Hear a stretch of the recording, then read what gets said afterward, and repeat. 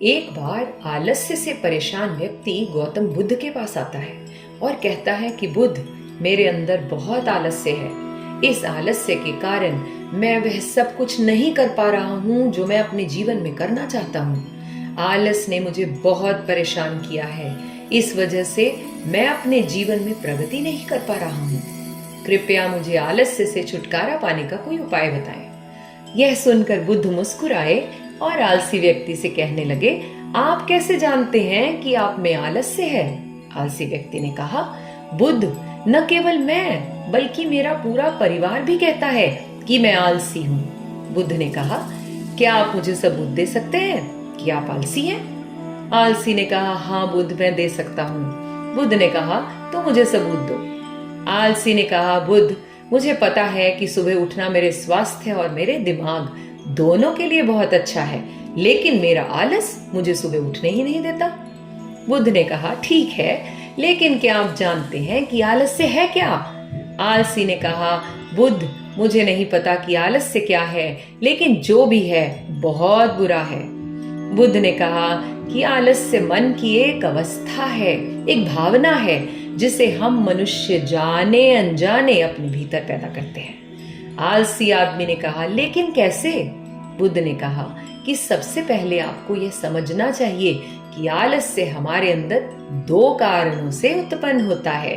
पहला कारण शारीरिक और दूसरा मानसिक। शारीरिक आलस्य का सबसे पहला कारण भोजन है। जब हम कोई ऐसा भोजन लेते हैं जिसमें स्वयं में कोई जीवन नहीं होता, तो यह भोजन एक शरीर के लिए बोझ बन जाता है और फिर यह हम में आलस्य पैदा करता है, क्योंकि एक शरीर को ऊर्जा भोजन से मिलती है और जैसा भोजन हम बॉडी को देते हैं वैसी ही ऊर्जा बॉडी हमें देती है। इसीलिए यदि आप आलस्य से बचना चाहते हैं तो आसानी से पचने योग्य चीजों को ही शामिल करें अपने खाने में और सीधे नेचर से मिलने वाले आहार का ज्यादा उपभोग करें। शरीर के स्तर पर आलस्य का दूसरा कारण गलत तरीके से बैठना और गलत तरीके से लेटना है।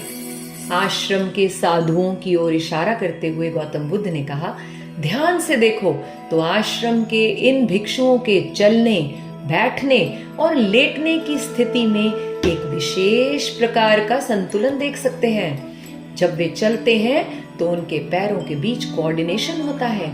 जब वे बैठते हैं तो उनकी स्पाइन एकदम सीधी होती है और गर्दन थोड़ी ऊपर, और जब वे लेटते हैं तो शरीर पूरी तरह से शिथिल हो जाता है। शरीर के किसी भी हिस्से पर कोई तनाव नहीं होता, जिसके कारण वे सक्षम होते हैं गहरी और आरामदायक नींद लेने के लिए।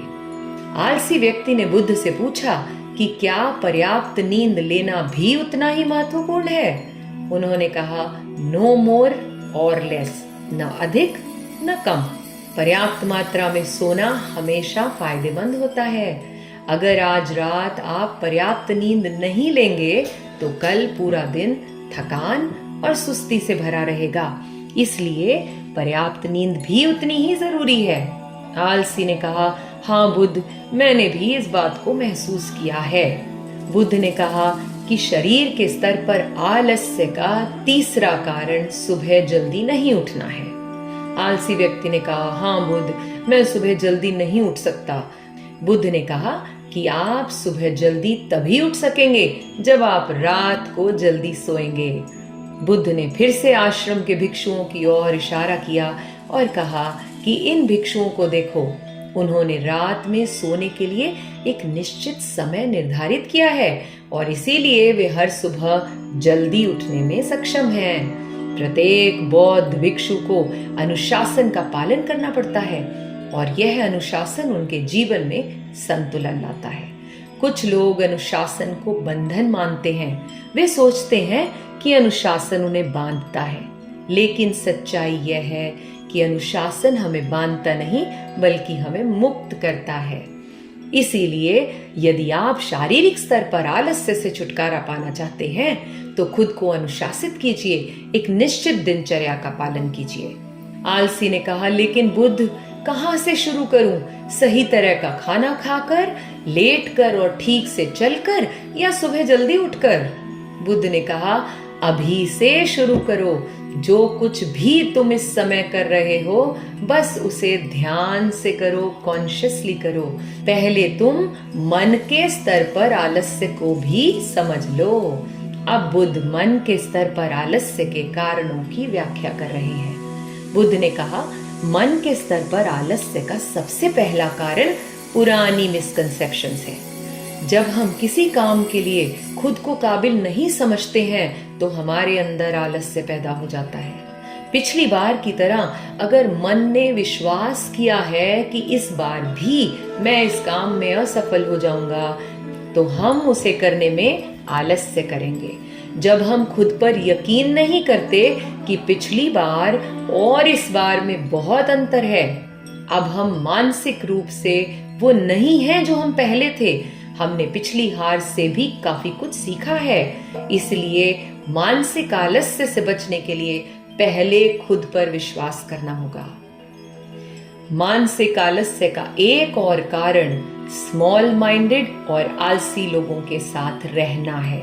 कई बार ऐसा होता है कि हम खुद आलसी नहीं होते, बल्कि कुछ आलसी और नींद वाले लोगों के साथ रह रहे होते हैं और उनके साथ साथ हम खुद भी स्लीपी हो जाते हैं। यह सुनकर आलसी व्यक्ति ने भी कहा, हाँ हाँ ऐसा होता है। बुद्ध ने कहा, पहले तो आलसी और बेजान लोगों की संगति में रहना बंद कर दो। बुद्ध ने कहा कि मानसिक आलस्य का तीसरा कारण है काम टालने की आदत। काम टालना आलस्य और मानसिक दबाव का सबसे बड़ा कारण है। शुरुआत में हमें इसका एहसास नहीं होता, लेकिन धीरे धीरे यह आदत हम में स्थायी हो जाती है। किसी भी इंसान की जिंदगी बर्बाद करने के लिए एक आदत ही काफी होती है। इसलिए जो काम आज हो सकता है उसे कल के लिए टालना ही क्यों। बुद्ध ने कहा, मानसिक आलस्य का चौथा कारण समझो, वो है लक्ष्य की अस्पष्टता, यानी नो क्लियर गोल। इस बात को बुद्ध ने एक एग्जाम्पल के साथ समझाया। कहा, मान लीजिए आप एक बड़े रेगिस्तान में फंस गए हैं और आपको बहुत प्यास लगी है, तो आप क्या करेंगे। आलसी आदमी ने कहा कि मैं पानी की तलाश करूंगा, मैं जल्द से जल्द रेगिस्तान के पास के गांव तक पहुंचने की कोशिश करूंगा। बुद्ध ने कहा, लेकिन बहुत कोशिशों के बाद भी अगर पानी न मिले तो। उस आदमी ने कहा कि मैं तब भी कोशिश करता रहूंगा, क्योंकि मेरे पास और कोई विकल्प नहीं होगा। गौतम बुद्ध ने मुस्कुराते हुए कहा कि आलस्य व्यक्ति को तभी घेरता है जब उसका कोई स्पष्ट लक्ष्य न हो या फिर उसके सामने कई विकल्प उपलब्ध हों। इसलिए लक्ष्य का क्लियर होना बहुत आवश्यक है। अगर आप सुबह उठकर व्यायाम नहीं कर पा रहे हैं तो इसका एक कारण यह भी है कि आपकी दृष्टि स्पष्ट नहीं है। अभी आप स्पष्ट रूप से महसूस नहीं कर पा रहे हैं कि भविष्य में होने वाली बीमारियां और उन बीमारियों के कारण होने वाले दर्द को। बुद्ध ने आगे कहा कि मन के स्तर पर आलस्य का पांचवा कारण है कुछ करने का कोई बड़ा कारण न होना। इस बात को भी बुद्ध ने एक उदाहरण के साथ समझाया। मान लीजिए कि आप कई कीमती गहनों को लेकर एक सुनसान रास्ते से गुजर रहे हैं। आप चलते चलते बहुत थक गए हैं और आपको अब बैठना बहुत अच्छा लग रहा है और आप एक बड़े से पेड़ के नीचे आराम करने बैठ जाते हैं। तुम बैठे ही थे कि तुमने देखा कि कुछ लुटेरे दूर से तुम्हारी ओर दौड़ रहे हैं। तो क्या ऐसी स्थिति में भी आलस आपको भागने से रोकेगा? शायद नहीं।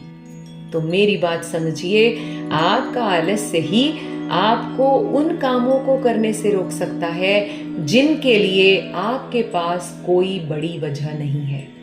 आलसी व्यक्ति ने बुद्ध को बहुत बहुत धन्यवाद दिया और कहा, अब से मुझे आलस्य का सारा खेल समझ में आ गया है। गौतम बुद्ध ने कहा कि एक बात हमेशा याद रखें, जहां स्पष्टता हो और जिस काम को करने का कोई बड़ा कारण हो, वहां आलस्य कभी नहीं होता।